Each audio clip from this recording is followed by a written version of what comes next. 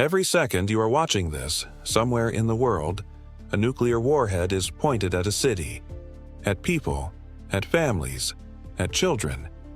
And the only thing stopping it from being launched is fear. That is the world we live in today.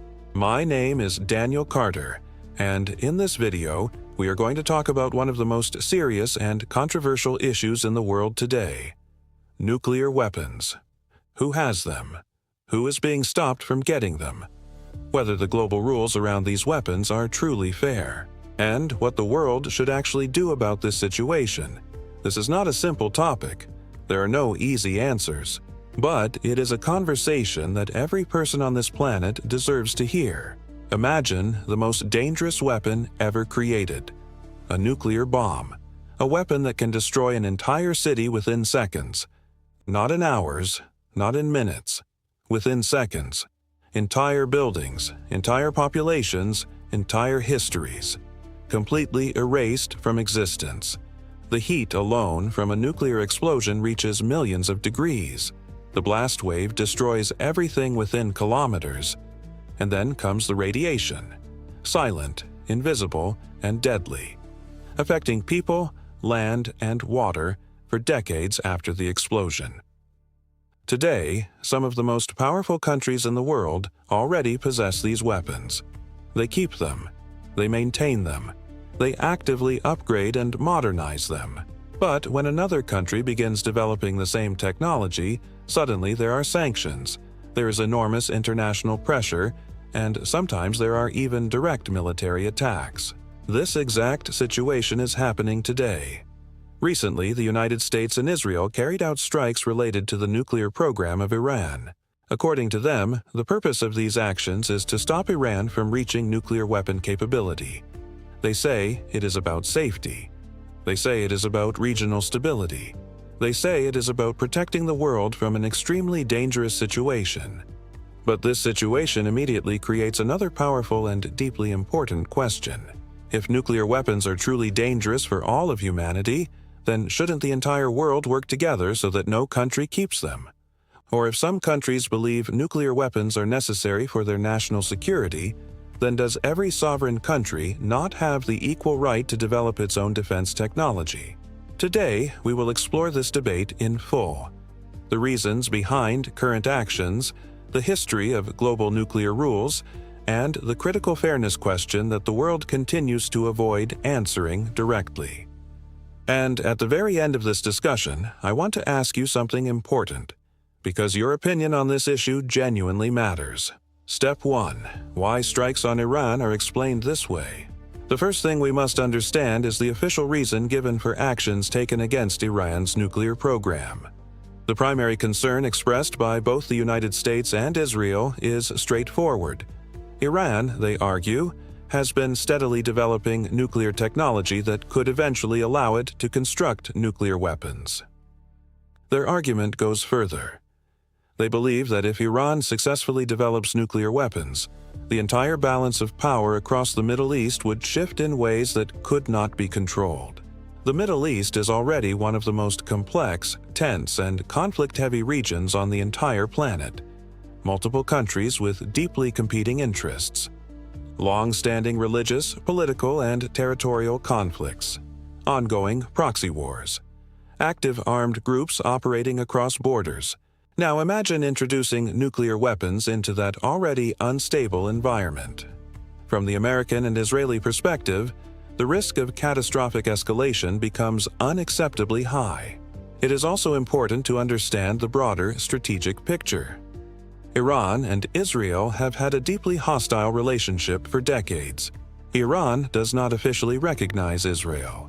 Israeli leaders have repeatedly stated that a nuclear-armed Iran would represent an existential threat to their country. This is not just political language. It reflects a genuine security calculation that drives Israeli foreign and military policy at the highest levels. Because of these serious concerns, Iran has faced some of the heaviest economic sanctions ever imposed on any country in modern history. Entire sectors of the Iranian economy, banking, oil exports, manufacturing, have been severely restricted. ordinary Iranian citizens have felt the painful effects of these sanctions in their daily lives. Additionally, Iran has been subject to strict international nuclear monitoring by the International Atomic Energy Agency, and has been engaged in long and difficult diplomatic negotiations with world powers for many years.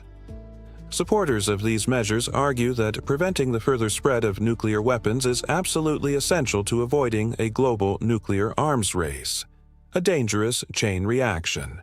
However, this official explanation leads directly into another serious and deeply uncomfortable global debate. Step 2. The fairness question. Here, one of the most powerful and difficult questions in all of international politics appears. If nuclear weapons are so dangerous that their spread must be prevented at all costs, including through economic destruction and military force, then does this rule apply equally and fairly to every country in the world? Let us look at the facts clearly. Today, the following countries are confirmed to possess nuclear weapons: the United States, Russia, China, France, the United Kingdom, India, Pakistan, and North Korea. Israel is also widely believed by international experts to possess nuclear weapons, though it has never officially confirmed this. Together, these countries hold an estimated total of approximately 12,000 nuclear warheads. 12,000. The United States and Russia alone account for more than 90% of all nuclear weapons on the planet. The destructive power contained in these arsenals is almost impossible for the human mind to fully comprehend. Now, here is where the fairness debate becomes impossible to ignore. These same countries, particularly the United States, are at the forefront of efforts to prevent Iran from developing even a single nuclear weapon. The argument is that nuclear weapons in Iranian hands would be destabilizing and dangerous. But critics ask a direct and logical question. Why is it stabilizing and acceptable for thousands of nuclear warheads to exist in the hands of certain countries, while it is completely unacceptable for other countries to develop even one? This is the debate about nuclear double standards, and it is one of the most important and least honestly discussed issues in global politics today. Because at its foundation, it is not just a debate about weapons. It is a debate about power, about who controls the rules of the international system, about whether those rules are designed to protect all of humanity equally, or whether they primarily serve to maintain the existing advantage of the countries that already dominate the world. Step 3. Attempts to control nuclear weapons. Recognizing the extreme danger that nuclear weapons represent for all of humanity, the international community came together to create a landmark agreement known as the Nuclear Non-Proliferation Treaty, which came into force in 1970. This treaty was built on 3 core pillars. The first pillar was non-proliferation, preventing any new countries from developing or acquiring nuclear weapons. The second pillar was disarmament, a commitment to negotiate toward elimination.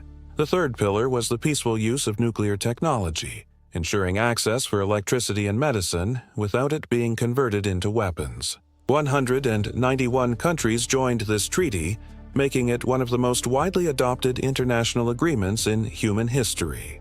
And it has achieved some real results.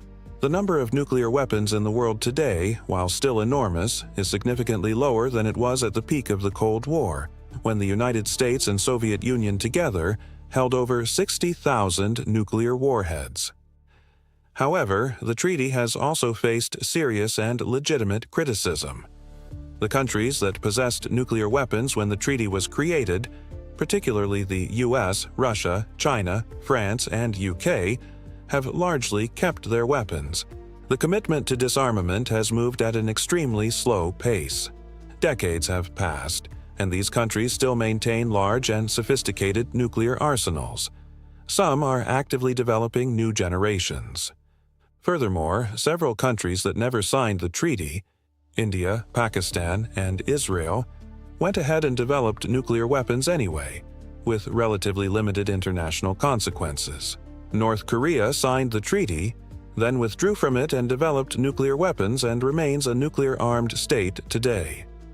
This gap between promise and reality is at the heart of the fairness debate. Step 4. What should the world do? This is where the debate reaches its deepest and most difficult level. If nuclear weapons genuinely represent a threat to the survival of human civilization, then one clear path forward is complete global nuclear disarmament. This means every country elimination entirely. Many of the world's most respected scientists, former military leaders, and senior diplomats have argued for exactly this outcome. They point out that as long as they exist, there is always the risk, and a large-scale nuclear exchange would not just destroy the countries directly involved. The resulting nuclear winter, a period of global cooling, could devastate agriculture worldwide, threatening the food supply of billions of people who had nothing to do with the conflict. The logic of complete disarmament is clear. You cannot have a catastrophe if they do not exist. However, a competing and also serious argument exists. Many governments and strategic thinkers argue that nuclear weapons serve a crucial deterrence function. Because the consequences of nuclear war are so catastrophically devastating, countries with nuclear weapons are strongly discouraged from attacking each other directly. This concept is called mutually assured destruction. It suggests that the very existence of nuclear weapons has actually prevented large-scale conventional wars between major powers since 1945. This is a serious argument that cannot simply be dismissed. But this argument immediately raises the fairness question once again, with even greater force. If they genuinely provide security, is it fair that only a small number of countries enjoy this protection? Or does every nation have an equal right? Step 5. Final perspective and the question for you. In the end, this entire discussion returns to one fundamental tension: the tension between national sovereignty and collective global security. Every country in the world, without exception, has the desire and the responsibility to protect its own people and its own independence. No government will willingly abandon what it believes is necessary for safety. At the same time, nuclear weapons are not like other weapons. They are not tools of military strategy. They are instruments of mass destruction on a scale that human civilization has never seen before. A single large nuclear weapon detonated over a major city would kill hundreds of thousands instantly. The long-term environmental and humanitarian consequences would affect the entire planet. Humanity stands at a crossroads. One path leads toward collective action. All nations working together, with transparency and verified commitment, to eliminate them entirely. A world where no country has nuclear weapons is a world where no country needs to fear them. The other path continues as it is today. A world where a small number of powerful countries maintain large nuclear arsenals, where the international rules around these weapons are applied selectively and unequally, and where the question of who has the right to nuclear weapons continues to drive conflict. Neither path is simple. Neither path is without serious risk and difficulty. But humanity must choose a direction. The current situation is not a stable or sustainable long-term reality. This is not only a question for governments, military leaders, and international organizations. It is a question for every person living on this planet, because the consequences of getting this wrong will not be limited to the powerful. They will be felt by everyone. So now I want to ask you directly, what do you think about this issue? Should nuclear weapons be completely eliminated from the world, with every country equally giving them up for the long-term safety of all humanity? Or should every sovereign nation have the right to develop nuclear weapons for its own defense and security? Think carefully, and then share your honest opinion in the comments below, because this conversation is too important to leave only to governments.